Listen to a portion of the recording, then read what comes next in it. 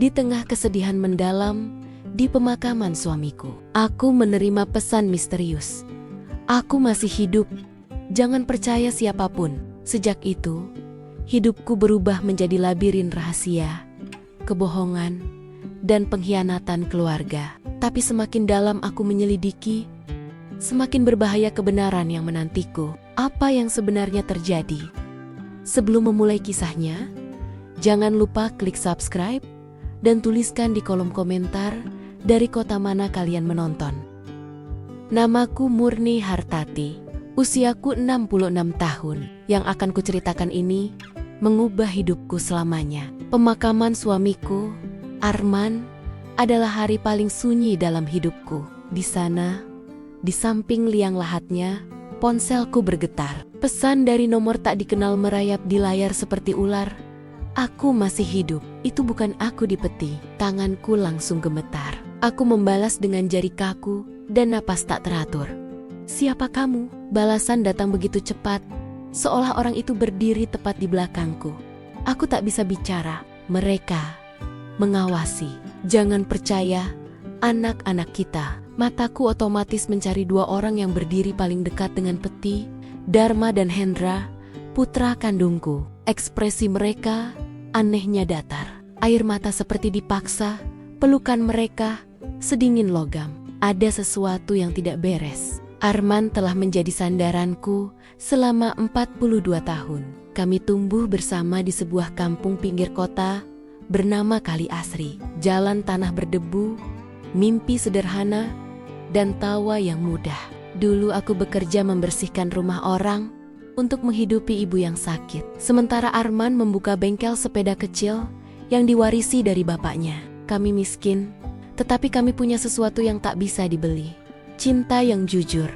Aku masih ingat pertama kali ia menyapaku. Selasa pagi yang cerah, aku berjalan ke pasar, memakai gaun hijau pudar dan sandal yang sudah kusam. Arman keluar dari bengkel, tangan berlumur oli, tersenyum canggung yang langsung merobohkan pertahananku. Selamat pagi Murni, katanya pelan. Perlu kubetulkan, sepedanya? Aku bahkan tak punya sepeda, tapi aku mengarang alasan agar terus mengobrol. Obrolan itu berlanjut, jadi janji bertemu di bawah beringin tua alun-alun, lalu menjadi janji setia. Kemudian, akad sederhana yang kami rayakan dengan opor buatan ibu dan teh hangat dalam gelas kaca berembun.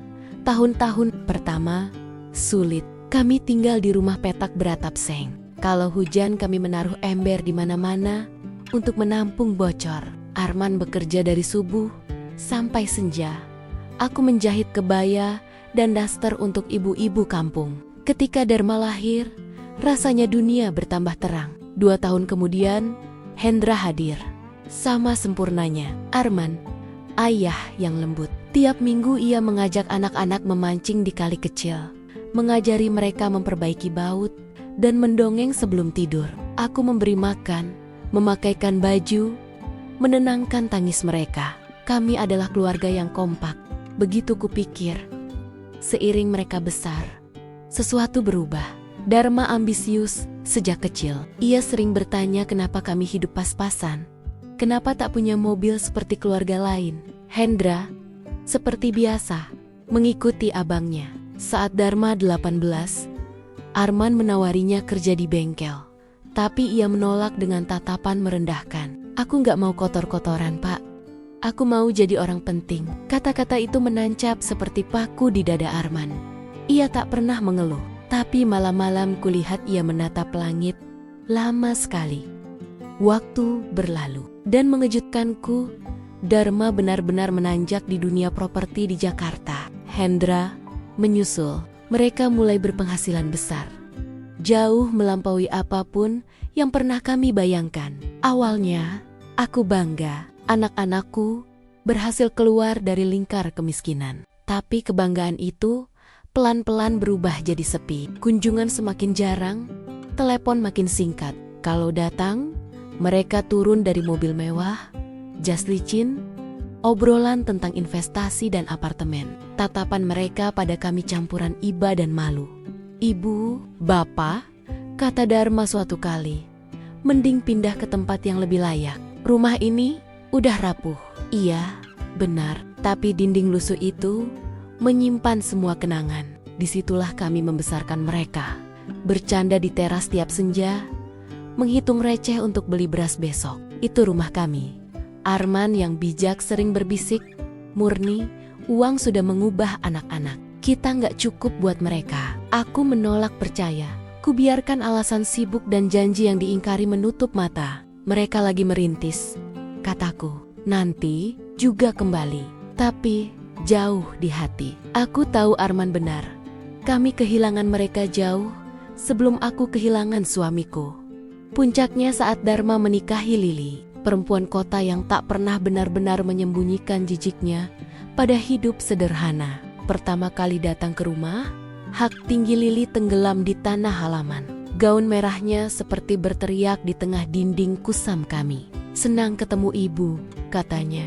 Ujung jemarinya saja yang menyentuh tanganku. Saat makan, ia hanya menyentuh lauk sedikit, menatap piring seperti benda asing. Dharma tampak gelisah, berkali-kali berbisik, "Besok aku ajak makan di restoran ya." Aku mendengar dan pura-pura tidak mendengar.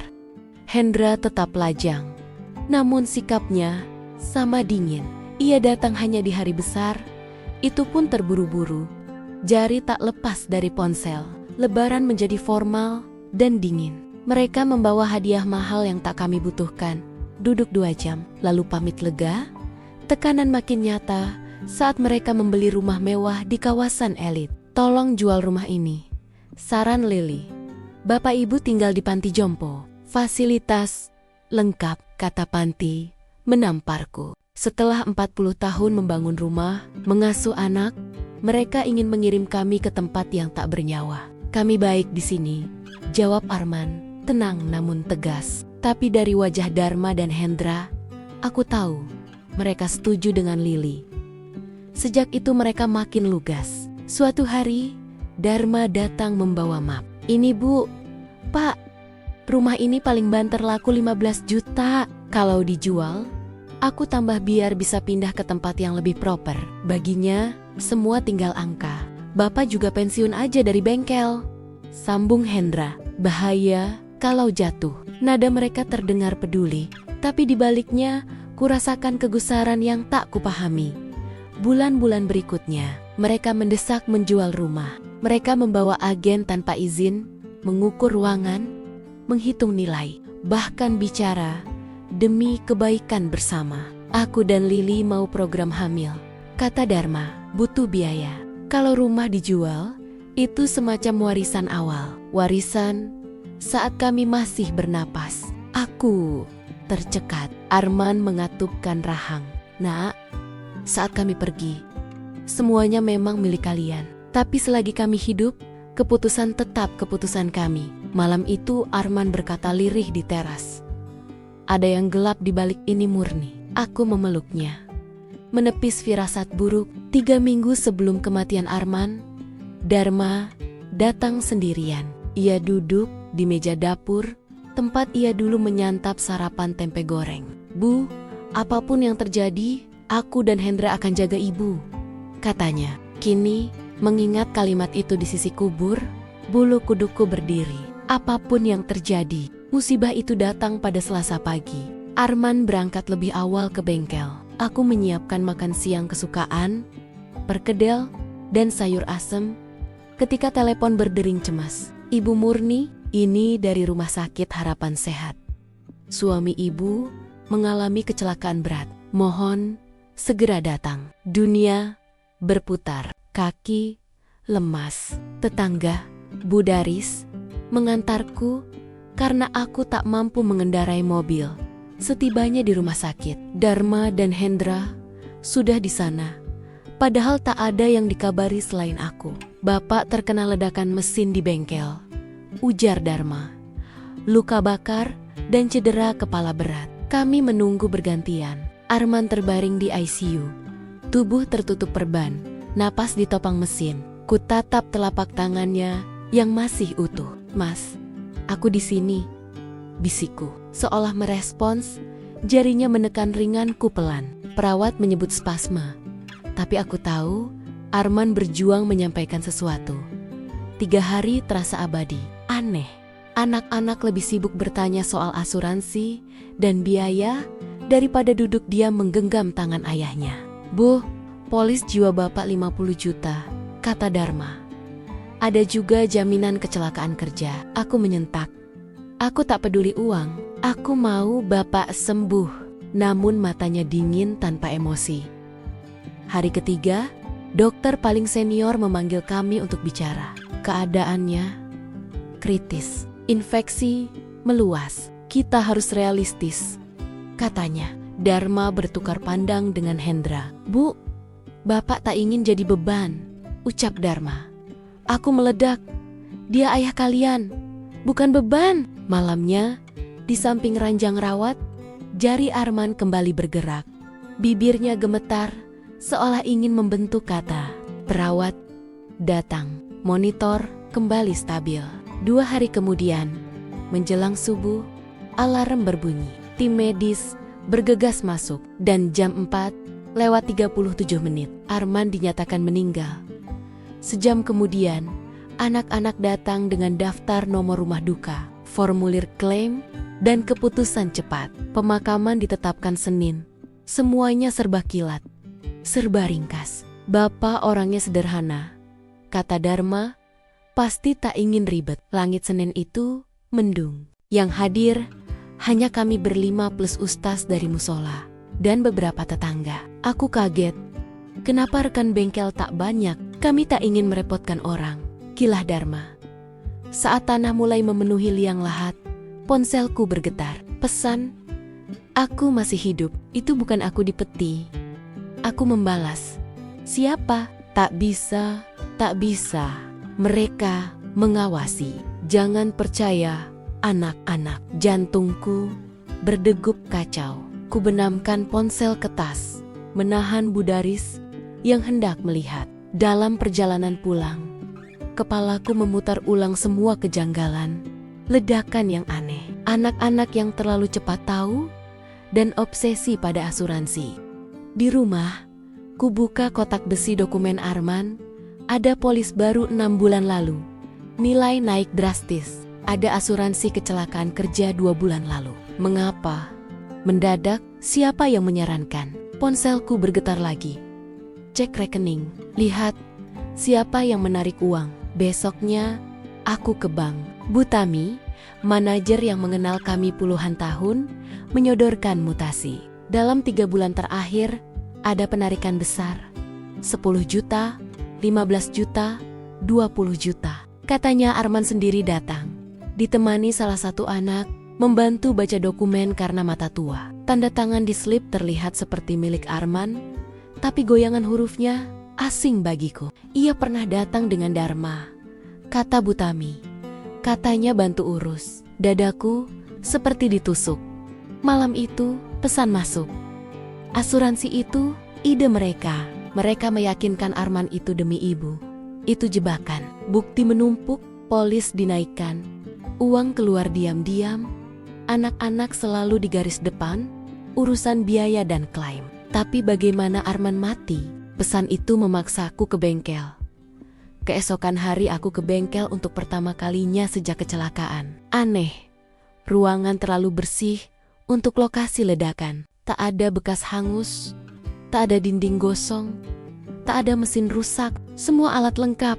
Las, kompresor, gergaji listrik, tak satu pun retak. Di laci meja Arman, kutemukan catatan kecil tanggal 3 hari sebelum ia tumbang. Dharma ngotot tambah asuransi, alasan buat murni, aku tak sreg. Di bawahnya ada lagi. Hendra bawa berkas untuk tanda tangan. Katanya, buat modernisasi bengkel. Kenapa semua terburu-buru? Di bawah catatan, ada amplop bertuliskan namaku. Surat dari Arman. "Murni sayang, kalau kau membaca ini, berarti ada apa-apa denganku." Anak-anak terlalu tertarik pada uang, pada asuransi, pada rumah. Lili menekan. Kalimat Dharma tentang di usia bapak, kecelakaan bisa fatal terdengar seperti ancaman. Kalau terjadi sesuatu, jangan percaya mentah-mentah, bahkan pada anak sendiri. Dadaku sesak. Arman telah melihat gelap yang kutolak. Malam itu, Dharma datang membawa sebotol anggur dan senyum yang kini kulihat palsu. Bu, uang asuransi sedang diproses, mungkin 150 juta. Nanti kami atur biar aman. Kamu tahu angka pastinya dari mana? Tanyaku datar. Aku bantu Bapak urus. Jawabnya cepat. Ibu beli rumah kecil atau panti jompo yang bagus. Aku dan Hendra kelola uangnya. Aku hanya berkata, biar kupikirkan. Ponselku bergetar lagi. Kali ini pesan panjang masuk. Besok ke polsek. Minta laporan kecelakaan Arman. Ada banyak kontradiksi. Esoknya aku ke polsek Kali Asri. Sersan Oka, yang kenal Arman sejak muda, mengernyit saat kusodorkan pertanyaan. Laporan ledakan di bengkel. Tidak ada, Bu. Tidak ada kejadian kerja melibatkan Pak Arman. Dunia bergeser, tapi anak-anak bilang, menurut rumah sakit, Pak Arman datang tidak karena kecelakaan kerja. Ia datang dengan gejala keracunan. Ada jejak metanol pada darahnya. Keracunan, bukan ledakan. Mengapa aku tak diberitahu? Keluarga inti yang tanda tangan saat masuk meminta kerahasiaan. Katanya, ibu sedang sangat terpukul. Keluarga inti, Dharma dan Hendra, mereka menyembunyikan penyebab sebenarnya, menciptakan kisah ledakan, dan mengatur pemakaman tergesa. Kalau ibu mencurigai hal ini, kami bisa buka penyelidikan, kata Sersan Oka. Aku mengangguk. Aku tak lagi punya keraguan. Hanya perlu bukti lengkap. Sore itu, Hendra datang membawa bunga dan senyum serupa topeng. Ia bicara tentang menjual rumah, mumpung pasar bagus. Ku coba pancing. Kamu tahu, Bapak tidak meninggal karena kecelakaan kan? Sekilas wajahnya pucat, lalu menutup diri. Ia terburu-buru pamit, menelepon seseorang di teras dengan nada panik. Malamnya, pesan nomor misterius kembali. Besok, mereka datang bertiga. Mereka akan bilang, ibu berhalusinasi, jangan makan atau minum pemberian mereka. Esoknya, benar, Dharma, Hendra dan Lili datang membawa kotak kue dan termos kopi.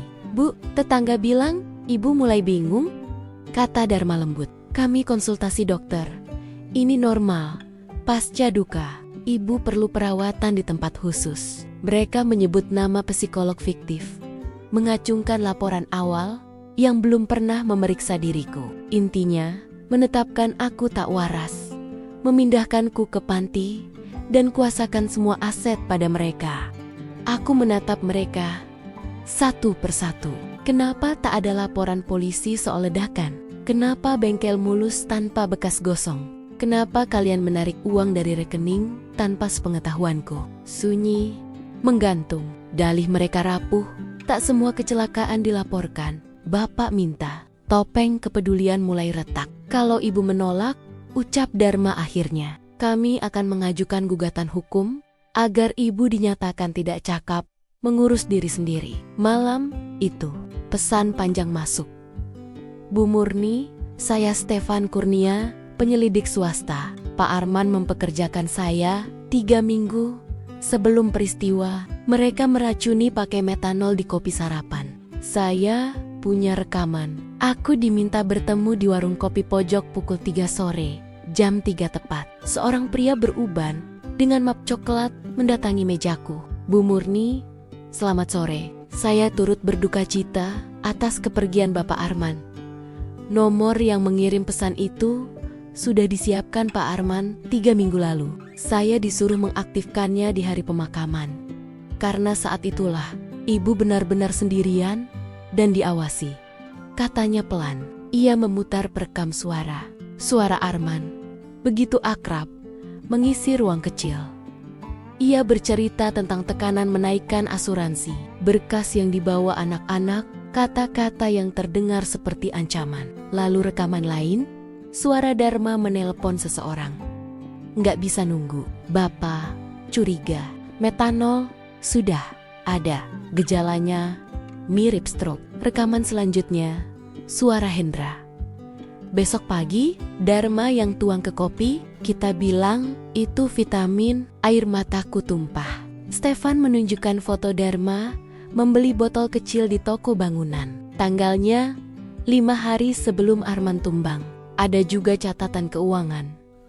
Utang Dharma kelintah darat. Kebiasaan berjudi Hendra. Kenapa tidak langsung ke polisi? Tanyaku. Dokter yang menandatangani sebab kematiannya sudah disuap untuk menulis gagal jantung pasca kecelakaan. Tanpa bukti forensik, rekaman bisa dipatahkan. Tapi kini, bukti cukup. Kita gerak malam ini, kata Stefan. Besok pagi, mereka berencana mengajukan ibu tak cakap di hadapan hakim. Malam itu, kami ke polsek. Sersan Oka begadang membaca satu persatu.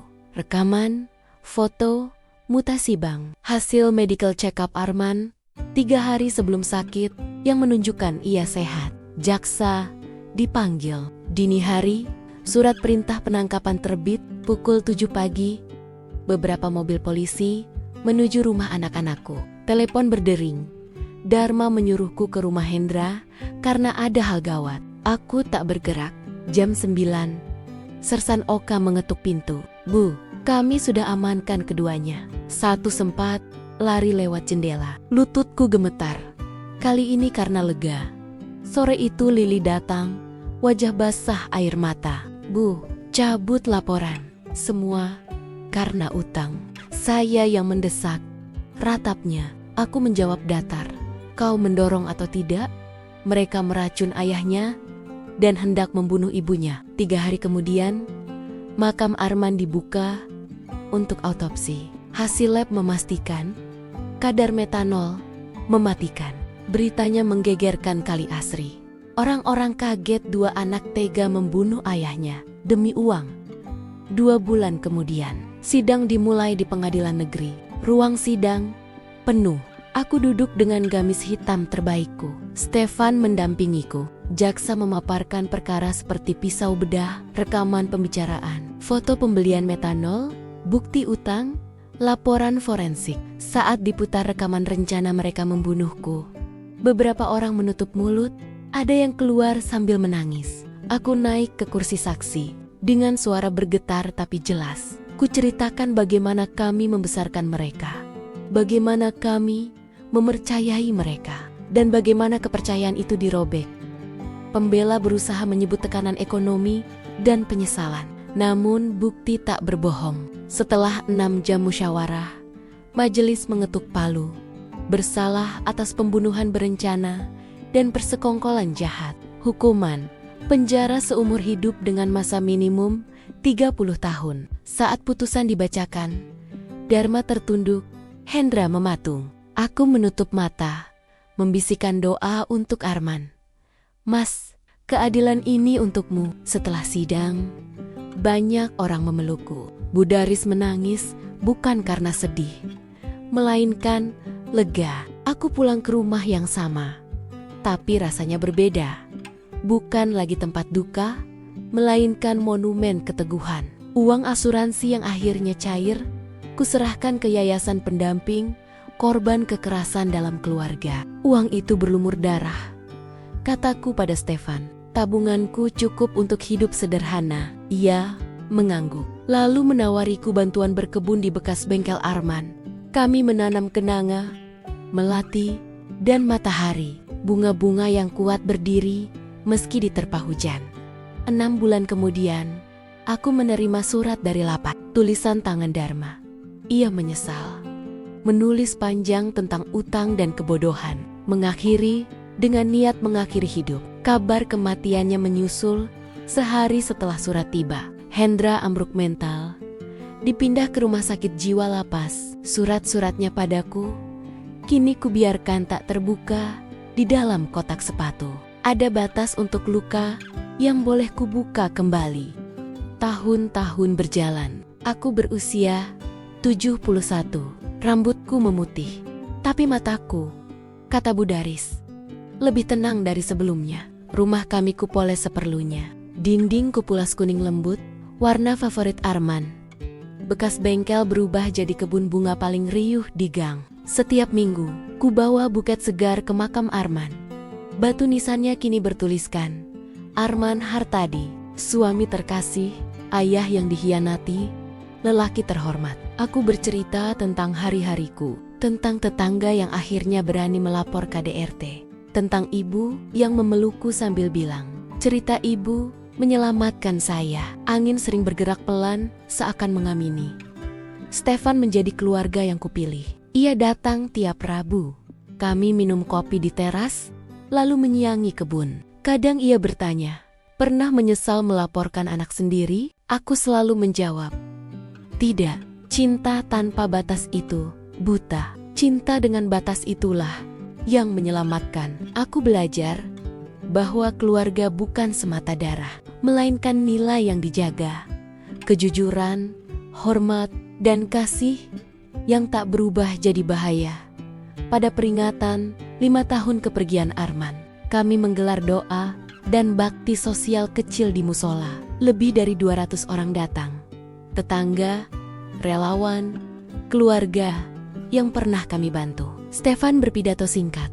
Arman mungkin tumbang oleh rakus, tetapi warisannya berdiri di hati orang-orang yang kini berani. Malam itu, sebelum tidur, ku buka album lama, foto Dharma dan Hendra kecil berlari di halaman, memeluk ayahnya, tertawa di malam takbiran. Aku menangis, bukan untuk lelaki dewasa yang telah mereka putuskan untuk menjadi, melainkan untuk bocah yang pernah kami genggam. Aku merindukan versi mereka yang pernah kubesarkan, tetapi mereka telah tiada, bahkan sebelum Arman pergi. Laki-laki yang tersisa hanyalah orang asing yang kebetulan berbagi darah.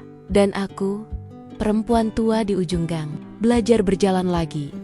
Pelan, tegak, dengan satu keyakinan sederhana. Kebenaran mungkin tidak memelukmu hangat, tapi kebenaran menjaga tulang punggungmu tetap lurus.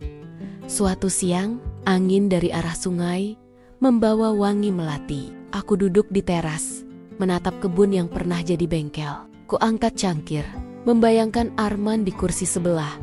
Senyumnya miring, matanya menyipit oleh cahaya. Mas, kataku ke udara yang bergerak. Aku menepati janji di tepi kubur itu. Ku cari kebenaran, kuraih keadilan, dan kubah luka kita jadi pelita bagi orang lain. Kadang, ketika malam turun dan lampu gang berpendar temaram, kurasa Arman duduk di sampingku. Tak ada kata, hanya hening yang dalam. Hening yang terasa seperti tangan hangat menggenggam punggung tanganku. Beberapa bulan terakhir, telepon rumahku sering berdering dari nomor yang tidak kukenal. Bukan ancaman, syukurlah, melainkan bisikan minta tolong. Seorang ibu muda dari kampung sebelah bercerita suaminya mempermainkan warisan mertua.